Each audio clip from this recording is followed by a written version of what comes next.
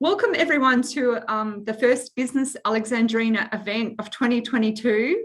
Woohoo! So we are still in the process of doing some online work, but we will be meeting with you face to face very, very soon.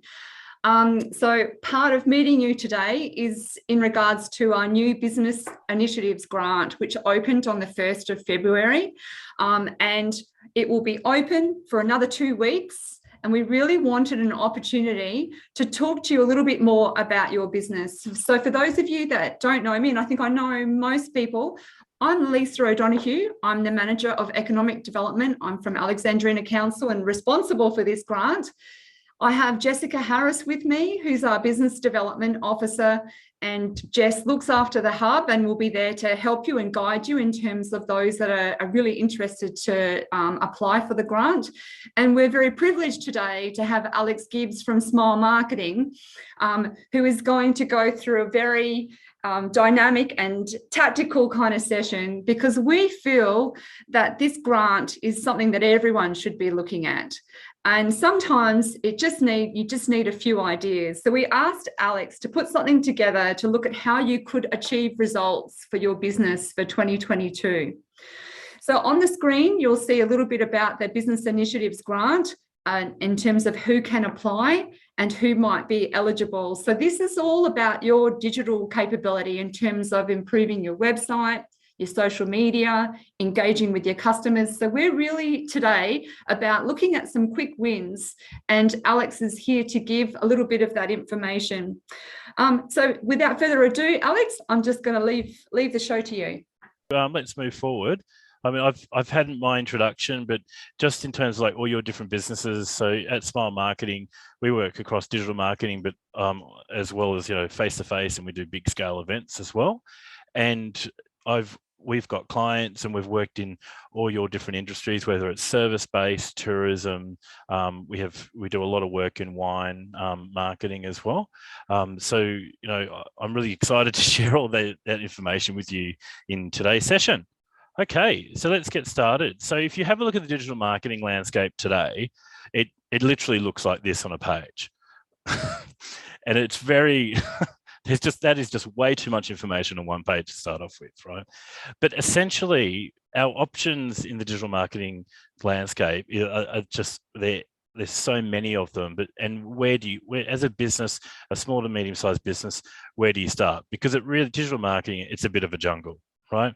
So if you have a look at all these different options, essentially on the left you have digital marketing activity, which we call our drivers, right? So articles, blogs, setting up campaigns, ebooks, working with influencers, whether it might be expert articles, videos, events, webinars, whatever the key driver might be. So looking at those drivers and focusing them of like, what do you want all those drivers to achieve, right? So whether it is more sales, whether we talked about targeting, because sometimes these different drivers might not be really targeting the audience you really want. So that might be a way. The question, I know we talked about that just briefly then, is which of these different drivers that drive traffic to your digital, where your brand is in the digital world, what are the key 3 to 5 things that you really should work on that drive traffic, right? So I'll give you an example. We do a lot of tourism work in Noosa. So we visit Sunshine Coast and with a few tourism operators on the ground there too. Now, what we found was a key driver of traffic and new business for them was being on directories, right? Not so much heaps of blogs, but being more on directories that drive, open up their distribution channels through, travel agent networks, both here, and they're really set up for, once the international market comes back. I mean, we did look at doing things like ebooks for them as well, but they position their brand as, these are the go-to people, but it really didn't achieve what they wanted in terms of more contacts, more access to distribution channels, both in a domestic market, tourism market, and the international market too. So it's about prioritizing these drivers and these drivers, really, you want them to be pushing traffic and interaction and engagement to your website. Now, your website might be information-based that drives leads for future follow-up as your business, or I think most of yours are either leads-based or bookings-based, or it might be an e-commerce based where you're either selling a service or you're selling a product, right? So then the digital landscape gets even more complicated when it looks at the circle down below, which is the social marketing and content marketing space. So as a brand, having to look at all these different things and making sure the social marketing space and how you're engaging your current customers and future customers can be often quite complex. And I'm going to go through these different areas a bit later. But if you make sure that everything you're doing in the social marketing and content marketing space is driving traffic to your website, or it's driving a what's next conversation with your customer, they are the most important things, okay? And they should be things that you be asking yourself if you're doing social media marketing, or you should be asking people in your team that are doing the marketing for you. And then if you look at then other key drivers to your website are obviously things like SEO and organic searches, just making sure your website is a great experience and it's easy to buy from you. And then making sure your Google AdWords campaigns are really focused and targeting, long tail keywords. So what's the whole point of this digital marketing landscape? And what I want you to also think about every activity you do. If you see on the far right, you've got these are the strong outcomes of what you want to achieve in your digital marketing space, right? So as you can see, there's a big blue arrow saying trust, and it's all about building trust. Right, so whether you're promoting your brand online, trust starts with people visiting your website. They might download a brochure, click on different elements of your website, view a testimonial, download an information pack, or whatever that might be. So then the next stage is, how do you actually then connect? How do you connect with those customers, driving them to? Oh, I just went backwards. The whole point of the different outcomes is to how do we drive them from a download or a visit from a website to then connecting with you whether on your socials or subscribing to your blog or newsletter. Because then at that point, I know lots of brands, small to medium-sized brands, there's a feeling of it's easier to develop content and focus on building a network of people online. But the biggest challenge is converting them into either signing up to your e-newsletter or into the inquiry space where they request more information or want to know more about your products and services. So in the next stage after inquiry, our goal is to focus on how do we get them to purchase, whether they're going to join our, for example, Kim Bolton Wine, so they're going to join our wine club, or they want to buy a tourism experience or just register their interest. And then the stage after that is then working out with all the different digital marketing activities that you do, how are you going to create customer advocates to increase your customer retention rates and build brand advocacy and repeat business. So that's the digital landscape. So how do we break this down so we have a more focused digital marketing presence? So as I said before, I've worked with a lot of the different industries that you are all in, and I've put this planned as an overall structure. This is what I believe you should have as your key elements of your digital marketing plan. So we need to make sure we set clear objectives that are linked to your business objectives, because then that justifies strong marketing budget investment into your digital marketing plan. Have focus strategies. I always encourage people to have 3 to 5 strategies that they focus on. If you get more than that, you're just not going to achieve the digital marketing outcomes. And then have mapped out. Yes. Sorry, can you just see Linda in the waiting room there? Have we got Linda there that can join? Yep. Cool. Perfect. Thank you. My mum's there too. No, I'm joking.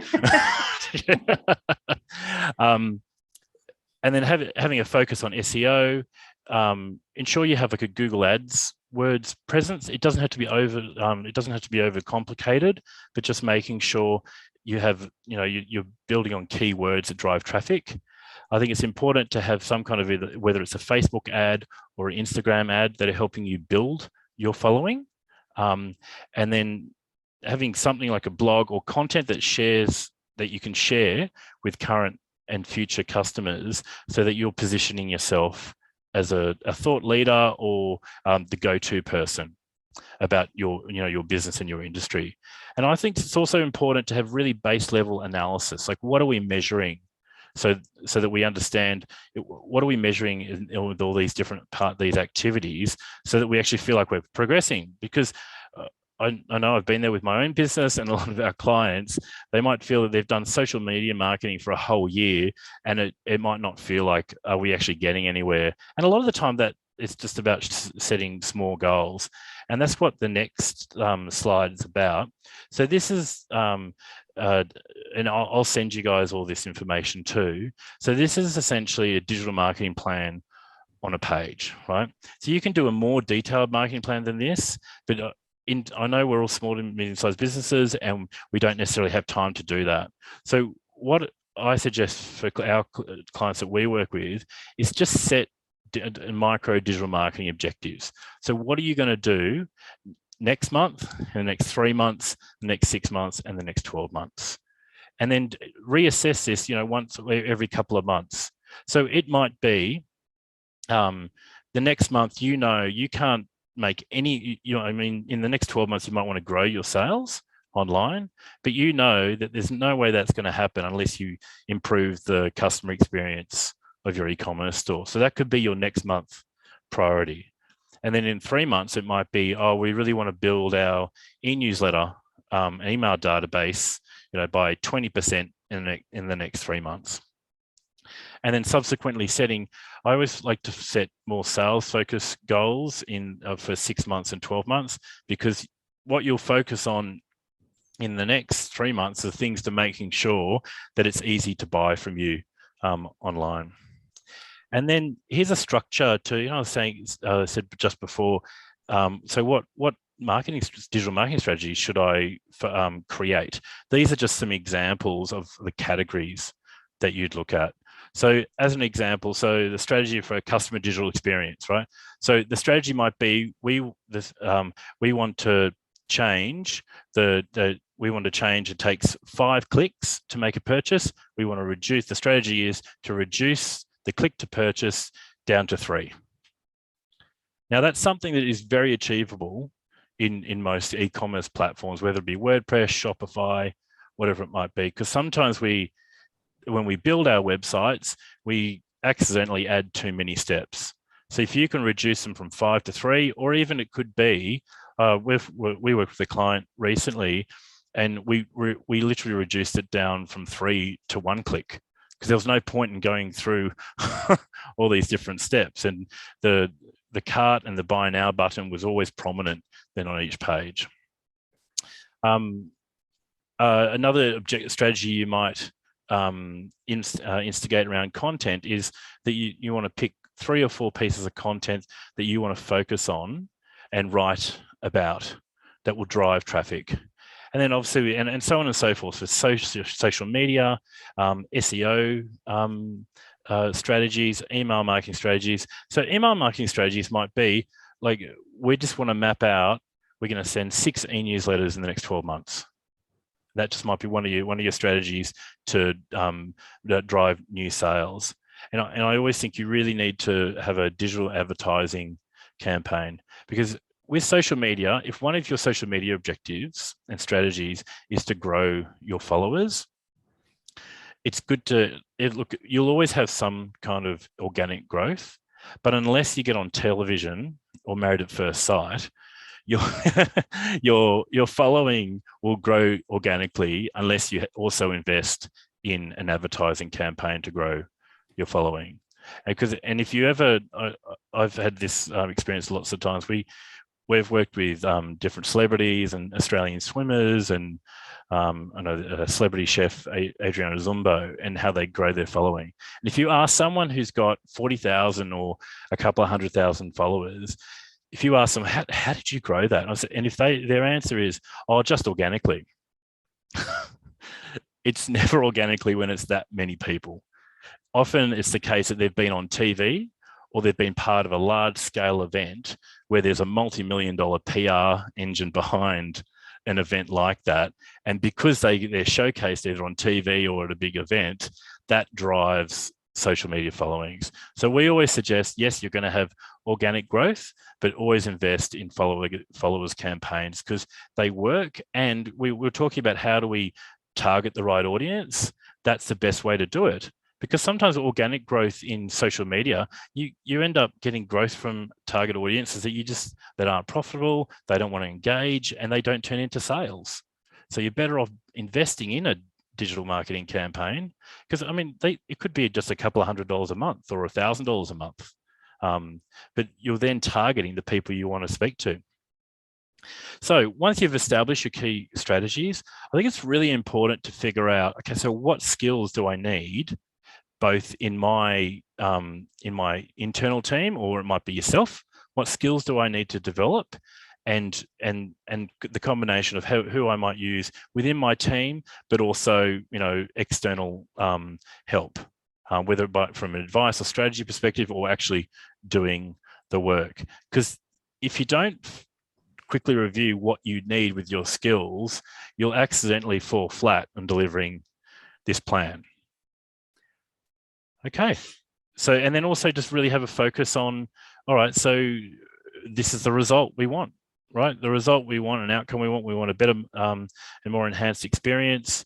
We want our brand's presence to increase sales on our website. So have just some clear, and at the end of the day, this is what we want to achieve. Okay, so now I'm moving on to some key parts of what we've talked about with the digital marketing plan. The idea of this next section is to really talk to, if you're going to do something in this, like implement a strategy in these different sections, this is my best advice and what I've seen works and doesn't work. So for the first one, absolutely have a look at your digital experience. Okay, so online, how are people, review how many clicks it takes to purchase. Is it easy to buy from you? If you make it easy to buy from in our experience, it increases sales on our clients' e-commerce sites at least by 20–30% if you just make it easy. Another part is like making sure the payment gateway is a really simple payment gateway. I know there are lots of platforms like WordPress and Shopify that it feels like it's easy to integrate like a PayPal experience or even your bank provider, but sometimes those providers make the payment experience a bit clunky, where it gets to the payment page and then you send the customer off to a different third-party site, they put in their details again, and they have to come back to your website. So improving simple things like that all they need to do is fill out a form in the cart page and press pay. A simple improvement like that's worth the investment, so that your digital shop front looks slicker and it's an improved experience. Review where your acquisition and retention touch points are. So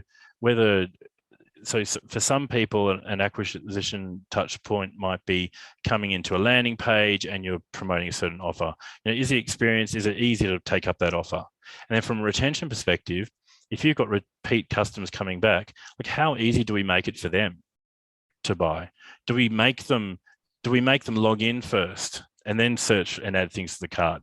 Or can they just come straight in, add things to the cart, and then log in at the payment page? So just simple things like that. Other things that you really should look at is just look at what technology you need to integrate and to add. And there's lots of e-commerce like apps that you can add on that don't cost a lot more money to actually really improve the experience. Okay. So then in terms of the web structure and design considerations, so I know sometimes when you launch a new website, it might have been last year or a number of years ago, sometimes it feels like it's been designed by a committee or all your stakeholders. I've been there and done that. And I know some of our clients too have done that as well.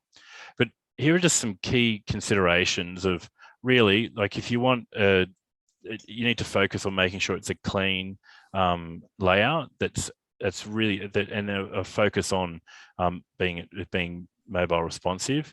It really also needs to be quite a visually appealing interface, whether it's the payment page, whether it's the landing page that they first hit on, or how it showcases your product. Do you have lots of photos of your product? Even if it's a consumer product, like take 4 or 5 photos of it on different angles. People like to see what they're buying from different angles. Ensure that the color scheme really aligns with your brand, and because I mean, there are still some websites that have a really dark background, and there's some challenges with dark backgrounds because sometimes they come up weirdly on your mobile. Also, it's important also to make your website accessible, right, to people who either have sight impairments or who wear glasses. So that's just something important to look at as well. Another one is when we design websites, we often have a more scientific look at, okay, so of all the different types of consumers visiting your website, how do they think? You've got your red and yellow hat thinkers who love things that are visual, creative, videos, great pictures. But then you've got people who might be green hat thinkers, and they like things to be organized and structured. So that's why that's really important, to keep things organized and structured. And then you've got people who might be blue hat thinkers who really want to know the stats and the detailed information. So an example of that in e-commerce might be, if you're a blue hat thinker and you really want all the details, having the details up front about how shipping works is really important to someone like that. Not on a shipping page that they have to click 2 clicks to get to, but where your product is, there's literally it's a bit of a story around, well, this is how we're going to get it to you, right? It ships from our warehouse in 1 to 2 days, and then depending where you are, it takes 3 to 5 days to arrive at your door. And even some detail around, and express costs this, and standard shipping costs another price.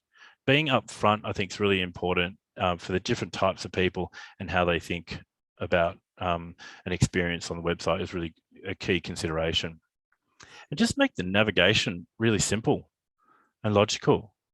I know there's a big move for people to not have home pages, and just have, if people start looking through your website, but then to get back to the home page, you click on the logo. Just consider, like, what does your customer want? Like, if they want easy navigation from the home page, or a more detailed contact us page, then include that. Or even some clients that we've designed websites for, particularly the consumer-driven websites, is we have their 1300 number and their email address, designed nicely, but in the top right-hand corner of every single web page. For us, that's an important customer experience, because if they look through your product and they've got a question, the best way to be competitive and stand out is making sure it's easy to ask a question, or easy to find out more information of how that product's going to get to you. Because if you can answer a question easily for a customer, you'll win that sale, because they might have 5 other websites of your competitors open. It's so unfortunate. It's easy to do that nowadays. They'll have all your competitors and comparing everything you do. Okay, so moving on now, from a search engine optimization perspective. So SEO can be as simple or as complicated as you want it to be. You could do it yourself, or you can hire someone cost effective to help you to structure it right, and all the way up to an SEO expert, and spending 5 to 7K a month on. Here I've just got some 10 different things that I think are important, just things that you can do effectively to get your SEO sorted. And in terms of SEO, I think it's important to get the key elements right, and figure out whether you're going to spend time more on the technical side of SEO, or having just the basics right, and then focusing on using Google AdWords, right? Because you could spend $500 of media spend on Google AdWords every month and really truly target the people that you want to visit your site. And it could be the combination of promoting a consumer product, or promoting, a great article or a information kit, or a ebook that has a focus on education. So first thing to do is really to identify any technical problems you have with your website, and you can use a couple of online SEO tools to do that. And then it might spit back saying, okay, here are 20 things that are either broken links or there's a structural issue, right? And I've actually got a toolkit that does this. So if any of you want me to do a complimentary audit of that, I can give you a list, because then you can see, oh, there's some structural issues with my SEO, and then that might be a way of you then talking to your web developer saying, oh, look, we need to get these kind of 10 things sorted. But you could also prioritize what you get sorted. Like a broken link is an easy one to do, right? Because there might be a link that you've got on one page that's going to an old page that doesn't exist anymore. So there's simple things that you can do. Another one is making sure that your hosting provider is reliable from a security and site speed perspective, and making sure that they have really high uptime. That's another small thing that you can do. You can also check your Google page speed, and I've got that link here. I'll send you this pack so you've got this all as a toolkit. And also ensure that your sitemap is clear and user-friendly, because that helps you rank more highly with Google. Because if you have a very complicated sitemap and product categories are all over the place, and as I said before in my previous slide, that it's not logical, then Google will you won't be it will look as favorably on Google. Also, then submitting your sitemap on Google Search Console, and you can do that by setting up a Search Console account, and that's all really easy things to do. Another one is setting up your if you haven't done this already, but set up yourself on Google My Business, which is a really easy thing to do, but keeping that updated, right? And when you've got different images, throw up those images straight away. A good example is we have a client who did originally set up a Google My Business page, and then we started adding photos once or twice a month, and then their page, like, it just tripled in size in terms of the views of the traffic. So just really simple things like that, and getting people to review you on Google My Business is a really good tactic as well. Another one is making sure your key headings really align to content that people are actually searching. So there's a link there called Answer the Public. So if you click into that, sometimes it has this really weird guy as the main image. It's a bit creepy, but I think there's a robot on there at the moment. But really, you go into there, and if you might, let's say, type in the tourism experiences in Goolwa, okay, and then that will give you a whole lot of keyword options that you can use in your either Google campaigns, or it just makes you aware of, oh, these are the types of things people are searching, so I should really update my content on my website to align with that. Another one is to really leverage any online communities that are reputable and driving traffic from their website to yours. LinkedIn's a great example, because they've got a really strong partnership with a lot of the search engines. So if you put an article on LinkedIn, it immediately gets like recognized as a credible source. So yeah, anyway, so there's other things, like you can use apps that are linked to, let's say, WordPress. But yeah, look, again, this is about you saying, okay, what are the top few things that I can do to make SEO work better for me? Okay, the next one is really make sure from a content development perspective, content is really important.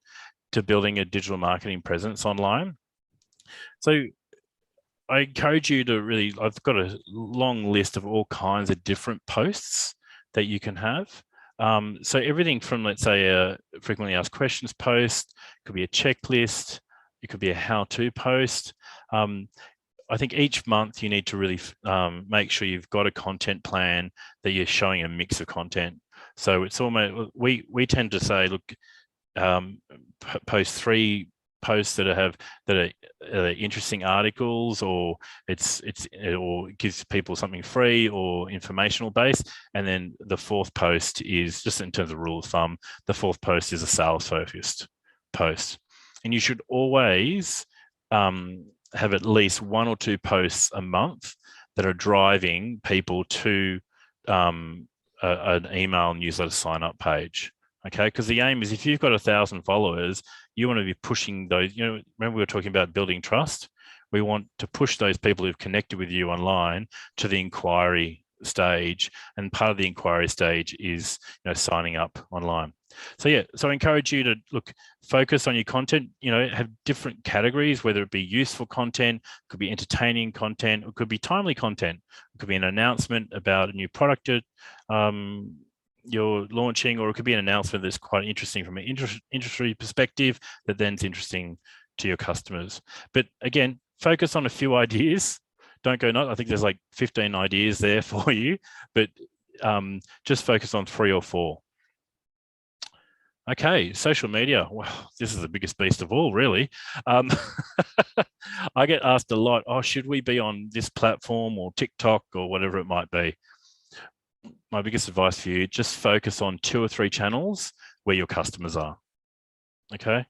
Every time, there's going to be a new platform launched every year, but I think for small and medium-sized businesses, we want to promote our brands where there are already customers or where our audience already is.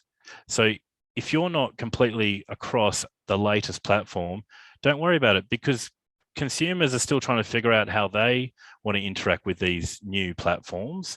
And you almost want them to sort that out first before then you decide whether you should really be playing in that space.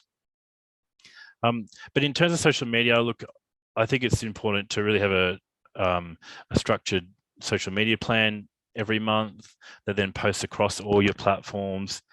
As I mentioned before, have a strong sales promotion for different products, include different types of content, whether it's photos, videos, or text, and see what works best for you. I know for some clients of ours, a great photo of the region works so much better than a video. So it's just testing about what you think works. Because I know lots of people say, video is a must, and it is. You should have some video content, but your customers might be just more interested in, long text post with a great photo. And that's another one. Test out 1 or 2 liner posts, and then also ones that have got a bit more detail as well. Because there's nothing wrong with having a post that has literally 2 or 3 paragraphs of content with an obvious call to action, and just test out what works for you. And then to back up social media, your email marketing campaign, you really should have something that you communicate regularly. So you might say, look, we're going to send out a newsletter first week of the month, every month, and map out from a content perspective your themes for the year.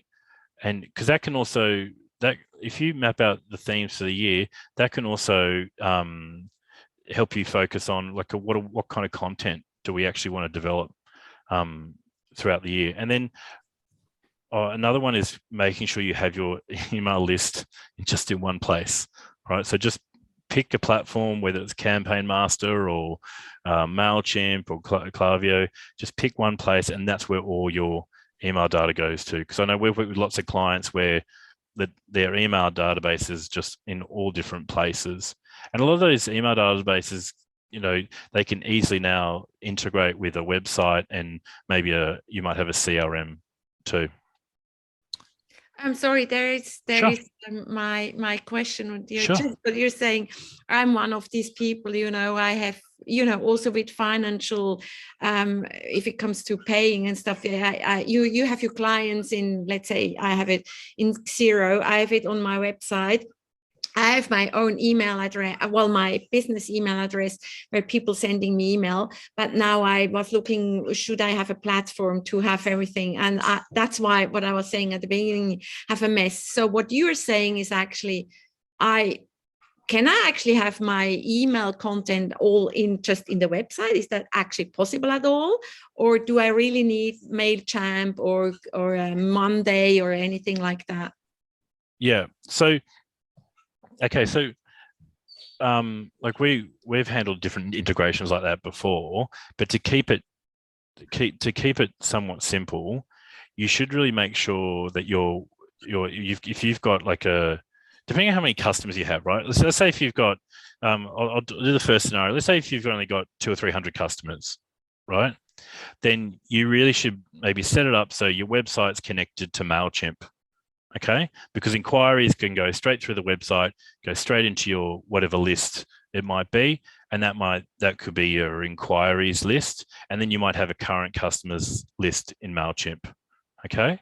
So that might be a solution if you've only got a few hundred customers, because then it's easy then to create a campaign on MailChimp and broadcast that out.